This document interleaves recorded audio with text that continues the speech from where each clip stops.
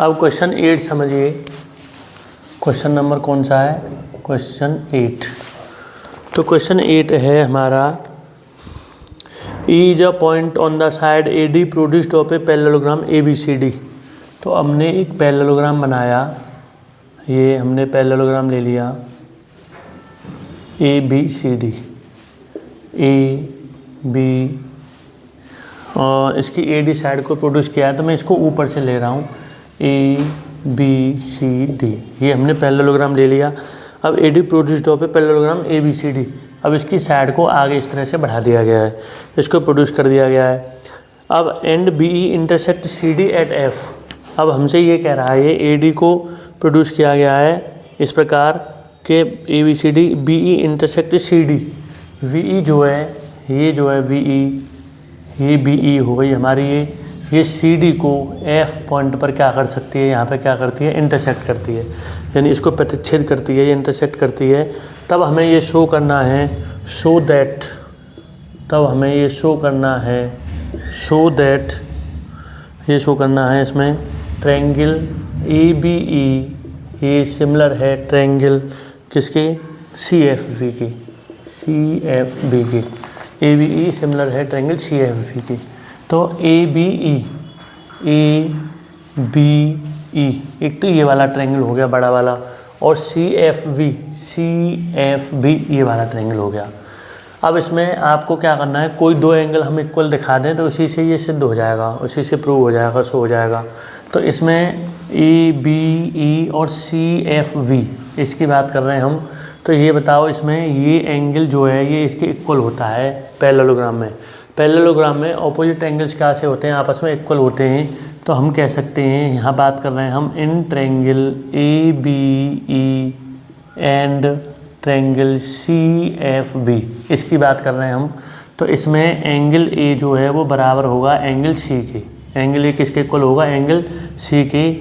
हम यहाँ पे लिख सकते हैं vertical opposite angle of parallelogram,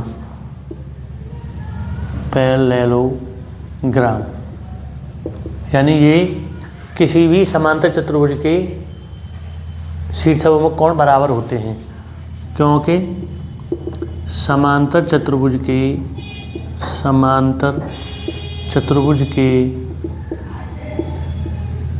शीर्षाभिमुख कोण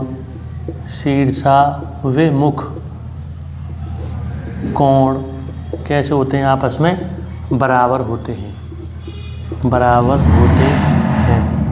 समांतर चतुर्भुज के शीर्षाभिमुख कोण आपस में कैसे होते हैं, बराबर होते हैं। तो एंगल ए एंगल सी की, इसलिए यहाँ पे कैसा हो गया, इक्वल हो गया। अब हमें कोई एक एंगल और आपस में इसको इक्वल करना है। तो देखिए, ये वाला जो एंगल है, जैसे ये एंगल तो हमारा, ये हमारी ये हुई, तो ये एंगल जो है किसके बराबर होगा, ये वाला एंगल इसके इक्वल हो जाएगा। ये वाला एंगल किसके इक्वल होगा, ये इसके, क्योंकि इसमें यहाँ पे एंगल ए ई बी ये इक्वल होगा एंगल सी बी एफ के। एंगल किसके इक्वल होगा, सी बी एफ के, क्योंकि ये जो हैं ऑल्टरनेट इंटीरियर एंगल हैं, ऑल्टरनेट इंटीरियर एंगल हैं। ये कैसे हैं, alternate interior angle, alternate interior angle. ये कैसे एंगल है, ऑल्टरनेट इंटीरियर एंगल। हिंदी में इनको बोलते हैं एकांतर अंतः कोण, एकांतर अंतः कोण। इसलिए दोनों आपस में कैसे होंगे, बराबर होंगे। तो यहाँ पे वाई ए क्राइटेरियन से हम कह सकते हैं, वाई ए क्राइटेरियन से हम कह सकते हैं ट्रायंगल ए बी ई जो है वो सिमिलर होगा ट्रायंगल सी एफ बी के। ए बी ई किसके सिमिलर होगा, सी एफ बी के। यानी इस प्रकार यह क्वेश्चन हो रहा है। क्योंकि इसमें ऑल्टरनेट इंटीरियर एंगल इसलिए बन रहे हैं ये कि ए डी और बी सी आपस में पहले से पैरेलल लाइनें समांतर रेखा है। अब इसको आगे प्रोड्यूस कर दिया है, तो ये जो है इसके पैरेलल हो गई, और ये इसकी क्या हो गई, ट्रांसवर्सल यानी तिर्यक रेखा हो गई, और ये दोनों समांतर रेखा होंगे। तो इसलिए ये एंगल इसके इक्वल होगा ऑल्टरनेट इंटीरियर एंगल से। अब देखिए अगला सवाल समझिए।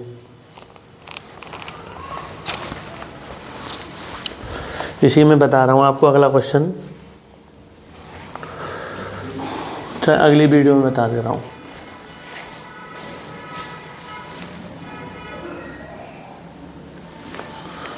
चलो इसी में बता दे रहा हूँ।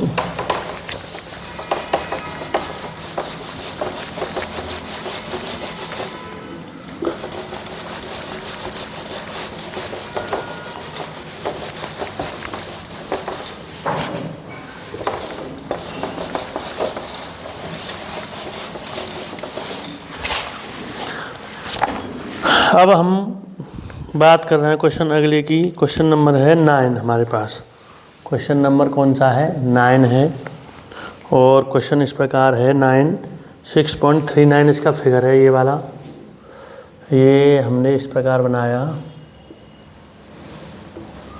ये इस प्रकार, ये इस प्रकार, ये है A B C।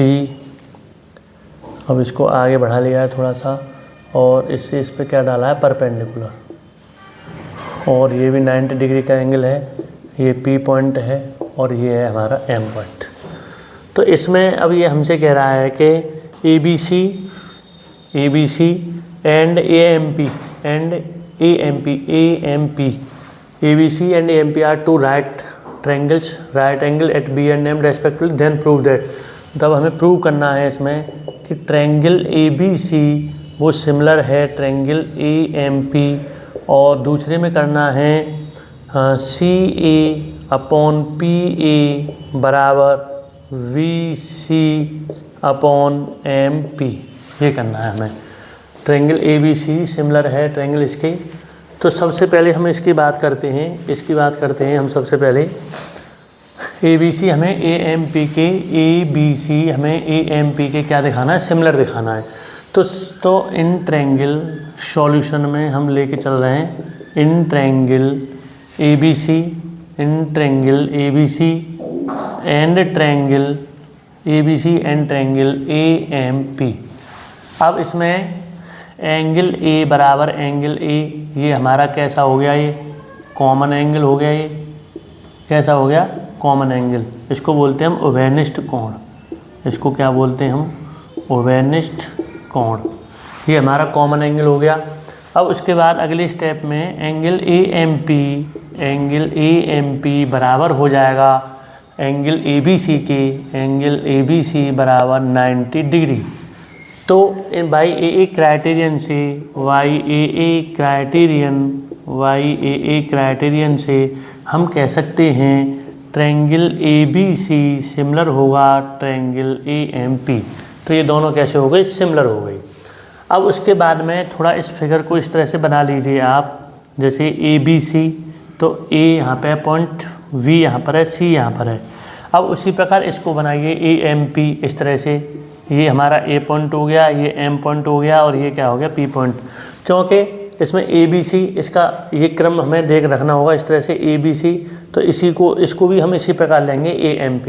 यहाँ पे M पे और B पे क्या बन रहा है? 90 डिग्री का एंगल बन रहा है।